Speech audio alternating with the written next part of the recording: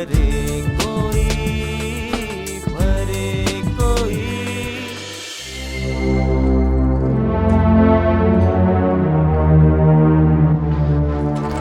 अरे जीजा जी, आप ये लता कहीं नजर नहीं आ रही, कहाँ गई? लता गई यहां से और ये रही उसकी अमानत।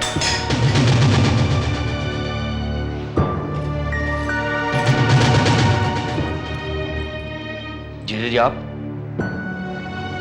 और ऐसी हरकत? हाँ, कभी नहीं करता, लेकिन तुम्हारे साले ने जो तोहफा मुझे दिया था, वो तोहफा अपने साले को उसी हाल में लौटाना भी तो जरूरी था।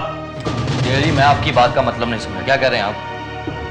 तुम्हारा साला लता को साथ ले जाते समय ये चाबियों का गुच्छा इसी तरह मुझ पर फेंक कर गया था और मैंने ये गुच्छा अपने साले पर फेंक कर अपना हिसाब बराबर कर लिया।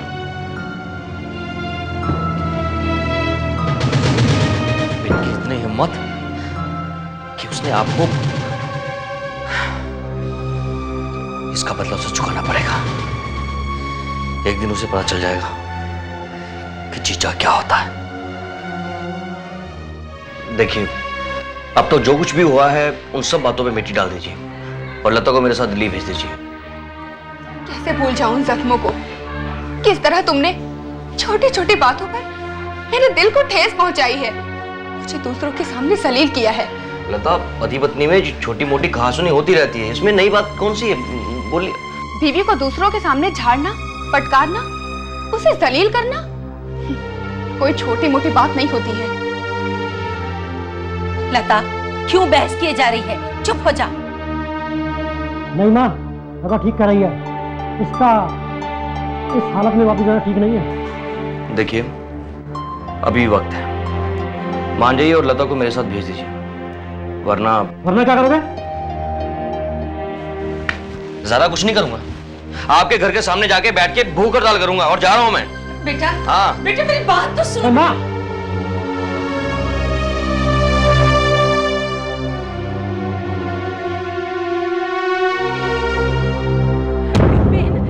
देख, नरोत्तम तो सचमुच हमारे घर के बाहर बैठा हुआ है। जल्दी से करनाल फोन करके उसके पिताजी और चाचा को बुला, वही इस मामले को निपटाएंगे। जल्दी कर। सब नाटक है। भाई जी, आपने मेरे बेटे के बारे में लता से उल्टी सीधी बातें सुनी और सीधा फैसला कर लिया। आपने ये जानने की कोशिश की कि आपकी बेटी क्या करती है? देखिए, जहाँ तक हम जानते हैं लता कोई गलत बात नहीं करती, और फिर भी आप जो कहेंगे हम सुनेंगे। देखिए, हम कुछ सुनाने नहीं आए, बस आप इतना जान लीजिए कि वो नरोत्तम को 2 समय का खाना भी ढंग से नहीं दे पाती। ये आप क्या कह रहे हैं भाई साहब? बिल्कुल ठीक कह रहा हूँ, जब देखो तब गुड़गांव भागकर चली जाती है। अरे घर की बहू है, उसे घर की देखभाल करनी चाहिए कि नहीं? ये बात तो आप ठीक कहते हैं भाई साहब, घर की देखभाल करना तो औरत का पहला फर्ज होता है। यही तो, इसीलिए तो लता को हमारे साथ वापस चलना चाहिए और दिल्ली जाकर अपने घर की देखभाल करनी चाहिए। मैं ठीक कह रहा हूँ ना? आप ठीक कह रहे हैं भाई साहब, क्योंकि शादी के बाद पति का घर ही लड़की का अपना घर होता है। नहीं माँ, लता ऐसे नहीं जाएगी। हाँ मम्मी जी, क्या हमने लता की शादी इसलिए की थी कि वो इस तरह दुख उठाए? देखिए भाई जी, आप इन बच्चों के बात में मत पड़िए और आप इस गुत्थी को सुलझाइए। मैं भी यही कह रही थी भाई साहब कि और कुछ नहीं कहना मामा, बस जब तक लता की खुद की मर्जी नहीं होगी तब तक नहीं जाएगी। बस ठीक है जी, ठीक है। तो फिर हमारे यहाँ रुका रहने का क्या काम?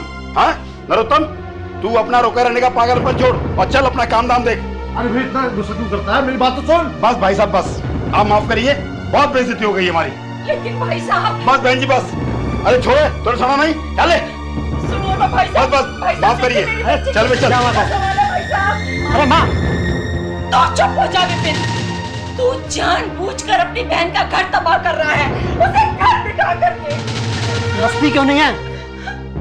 क्या समझूं बता, क्या समझूं मैं? 2 महीने बीत गए, लेकिन आप लोग लता को वापस नहीं ला सके। लगता है मुझे कुछ करना पड़ेगा। अरे रूप, लगता है तू पागल हो गया है। अरे जब हम कुछ नहीं कर पाए तो तू क्या कर लेगा?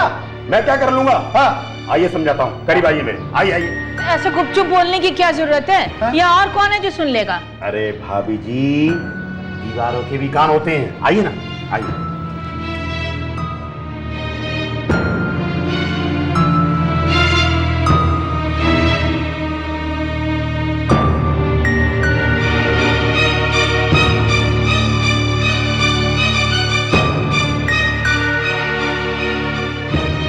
बहन जी, बहुत बेइज्जती हो गई बिरादरी में। लता को हमारे साथ भेज दीजिए, मैं आपके हाथ जोड़ता हूँ बहन जी। भाई साहब, आप लड़के वाले हैं, हाथ जोड़कर हमें शर्मिंदा मत कीजिए। तो बहन जी, मेरे खातिर, मेरे कहने पर लता को मेरे साथ भेज दीजिए बहन जी। चाचा जी आपने तो कह दिया, पर नरोत्तम जी तो कुछ बोल नहीं रहे, जिसके साथ हमारी बहन ने सारी जिंदगी गुजारनी है। लता, मैं अपने किए पे बहुत शर्मिंदा हूँ, मुझे माफ कर दो। लेकिन बेटा, फिर ऐसी कोई... अम्मा, मैं कान पकड़ता हूँ, ऐसी गलती कभी नहीं होगी, कभी जिंदगी में नहीं करूंगा। अम्मा, लेकिन मुझे यकीन नहीं आ रहा है। लता बेटे, इसका यकीन मैं दिलाता हूँ। अब ना मत बोलना बेटे, मैं तेरे पैर पड़ता हूँ बेटे। क्या कर रहे हैं? मैं चलूंगी, बिल्कुल चलूंगी। बैठिए। जा मेरी बच्ची, जा अपने घर जाने की तैयारी कर।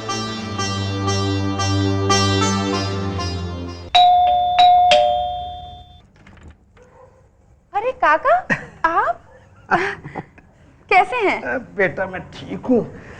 तुम्हारी माताजी ने राशन भिजवाया है।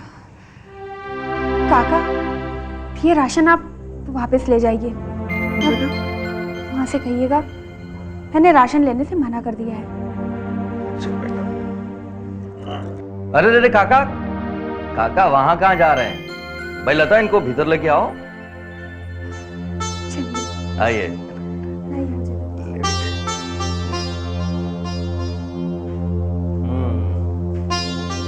यहाँ रख दीजिए राशन। भाई लता, ये राशन अंदर ले जाओ।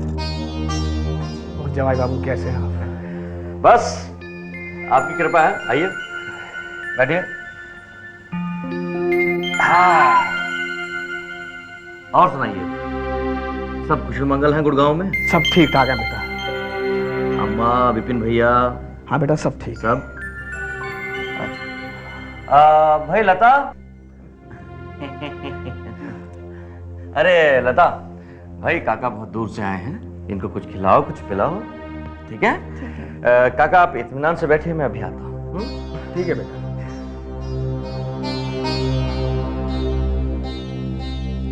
बेटा, आज जवाई बाबू अच्छे मूड में लग रहा है। तू खुश तो है ना? हाँ काका, अब ये मेरा पूरा ख्याल रखते हैं, कोई तकलीफ नहीं, बिल्कुल सुधर गए हैं।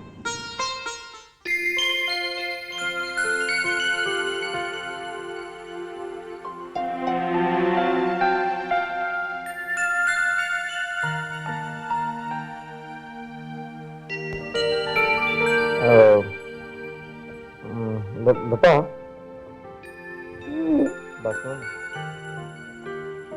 बात सुनो ना। क्या है? 2 दिनों के बाद ना हमें दिल्ली चलना है। दिल्ली?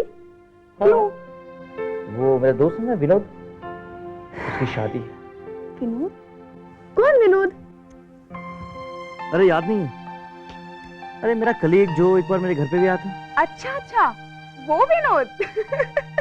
अब इसमें हंसने की क्या बात? वो कुछ नहीं, वो क्या है ना कि वो एकदम कार्टून जैसा तो दिखता है।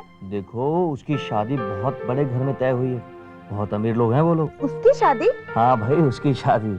और देखो, तुम सज धज के चलना, अच्छे अच्छे कपड़े पहनना और सारे गहने पहन के चलना, ठीक है? पर गहने तो वहाँ माँ के पास गुड़गांव में है। हम ऐसे करते हैं कि कल दोनों गुड़गांव चलते हैं, वहां पर रखे हुए गहने और कपड़े ले आते हैं, क्यों? हाँ, ये ठीक रहेगा। हाँ, अब तुम ऐसा करो कि सो जाओ, सुबह फिर जल्दी उठना भी है ना? शाबाश।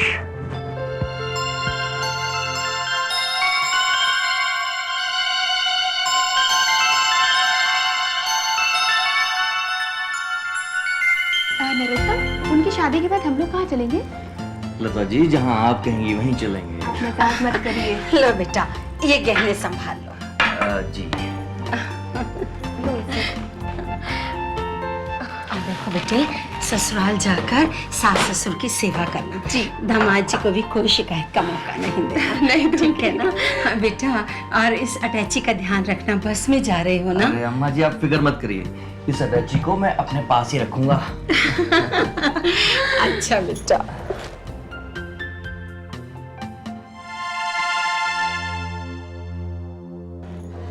खुश रह मेरी बच्ची, खुश रह, अपना ख्याल रखना। अम्मा आप बिल्कुल फिक्र ना करें, मैं हूं ना, इसका और इसकी हर चीज का ख्याल रख लेंगे। अच्छा बेटा। अच्छा, अब हम चलते हैं। जीते रहो बेटा, खुश रहो। आओ लता, अच्छा बेटा। आओ।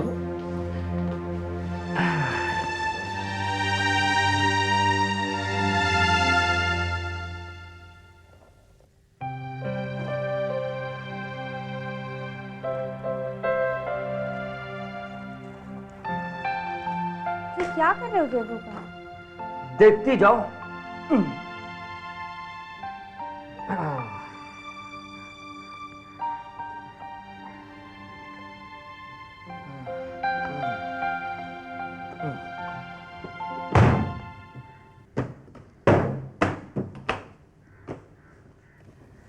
ये संभालो अपना सामान। ये सब क्या है? लता जी, ये एक फल है। फल? जो आप जैसी लड़की को देना बहुत जरूरी था। कैसा फल? मेरी और मेरी माँ की बेइज्जती करने का फल, मेरे जीजा जी की बेइज्जती करने का फल। आई सी। तुमने इन जेवरों को हथियाने के लिए उससे प्यार का नाटक किया? तुम्हारे जैसी चालाक औरत से जेवर निकलवाने और अपना पीछा छुड़ाने का यही एक रास्ता है।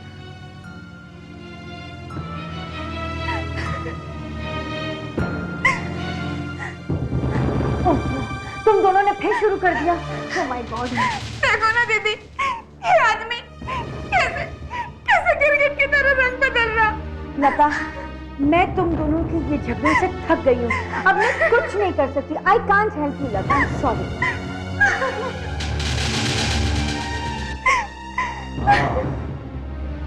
अब तुम यहाँ खड़ी खड़ी क्या कर रही हो?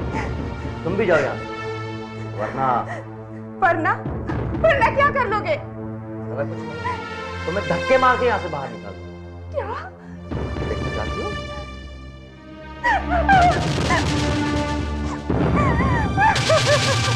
वो सुनाई नहीं दिया? हाँ? सुनाई नहीं है तुझे? क्या कर रही है? तो जा यहाँ से, जाओ, चल, चल, चल, पकड़ो अपना बैग और दफा हो जाओ यहाँ से। आज के बाद तुम्हारे लिए इस घर के दरवाजे हमेशा के लिए बंद हो गए। तो जा अपनी माँ के यहाँ, चल।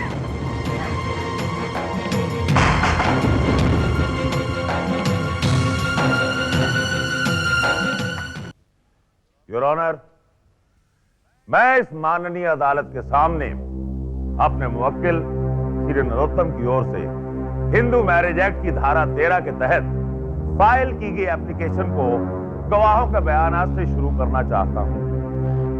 मेरे मुवक्किल की अपील यह है कि उनकी पत्नी ने उनसे क्रूरता और अलगाव का बर्ताव किया है।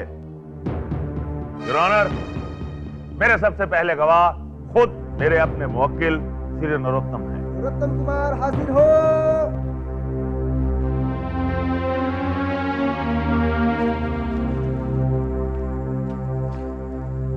मैं गीता पे हाथ रख के कसम खाता हूं, जो कहूंगा सच कहूंगा, सच के सिवा कुछ नहीं कहूंगा। मिस्टर नरोत्तम, क्या आप अदालत को बता सकते हैं कि आपकी शादी कब हुई, कहां हुई और किसके साथ हुई? जी, मेरी शादी मिस लता के साथ 15 मई 1969 को हरियाणा राज्य के गुड़गांव शहर में हुई। आप इस ऑनरेबल कोर्ट को बताएंगे कि आप कहीं नौकरी करते हैं या ये खुद का कोई बिजनेस?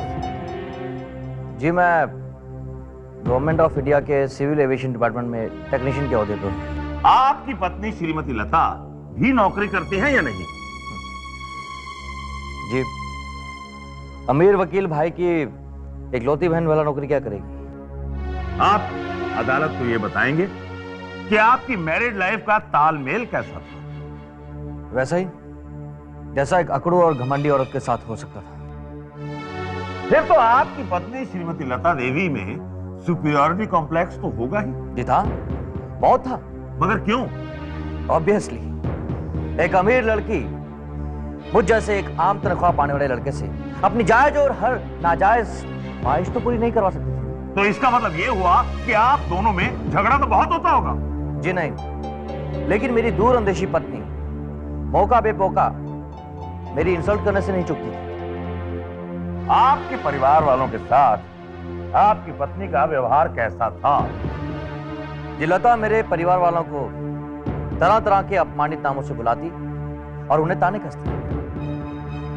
यानी कि आप पर मानसिक दबाव डालने की कोशिश करती। क्या आप इस अदालत को उसकी कोई मिसाल या कोई घटना बता सकते हैं? जी हाँ, 11 अगस्त 1969 को लता मुझे बताए बगैर अपने कीमती कपड़े, गहने और उपहार उठाकर अपने मायके में छोड़ आई। जब आपकी शादी गुड़गांव में हुई उस वक्त आप कलकत्ता पोस्टेड थे। उसके बाद आप दिल्ली कब आए और कहां रहे? जी, शादी के कुछ ही महीनों के बाद मेरा दिल्ली में ट्रांसफर हो गया और मैं लोधी कॉलोनी में था। आपके लोधी कॉलोनी वाले मकान में जाहिर है बाथरूम तो होगा ही ना? ऑब्जेक्शन योर ऑनर, इस सवाल का इस केस से कोई ताल्लुक नहीं। ताल्लुक है योर ऑनर, बहुत गहरा ताल्लुक है। ऑब्जेक्शन ओवररोल्ड।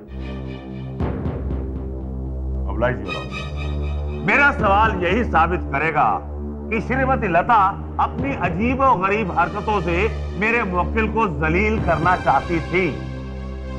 तो मिस्टर नरोत्तम, आप अदालत को यह बताइए कि आपके घर में एक अच्छा खासा बाथरूम होने के बावजूद आपकी पत्नी बैल्कनी में क्यों नहाती थी?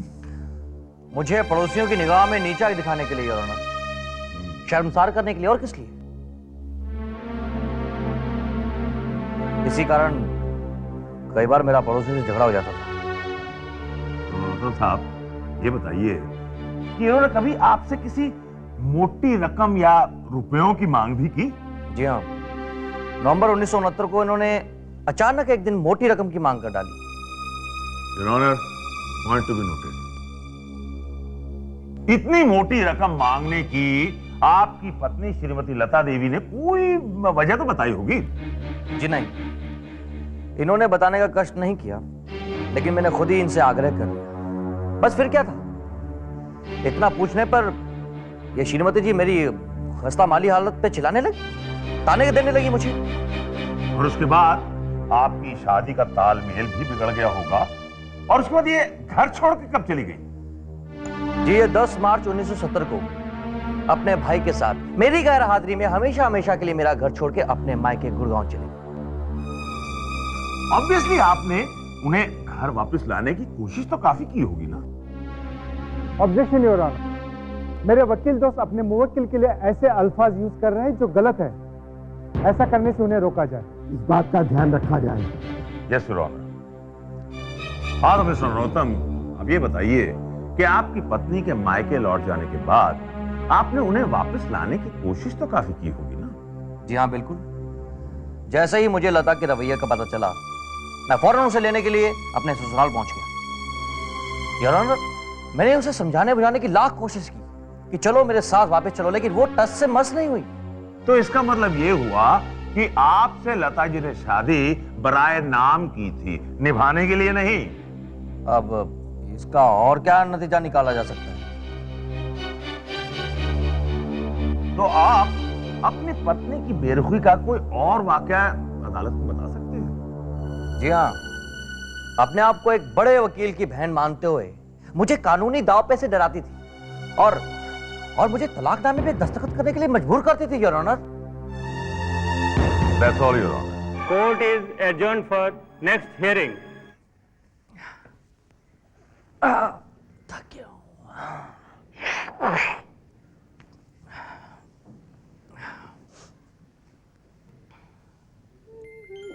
नरोत्तम जी। अरे हाय, लगता है आप थक गए होंगे, है ना? हाँ। लीजिए जूस पीजिए। अरे सारिका जी, आप मेरा इतना ख्याल मत रखा करिए। क्यों? मैं कोई गैर हूँ? आप मेरी तौबा, मेरे बाप की तौबा, मैं तो इतना सोच भी नहीं सकता। तो फिर पीजिए ना। Thank you. कैसा है? बहुत बढ़िया।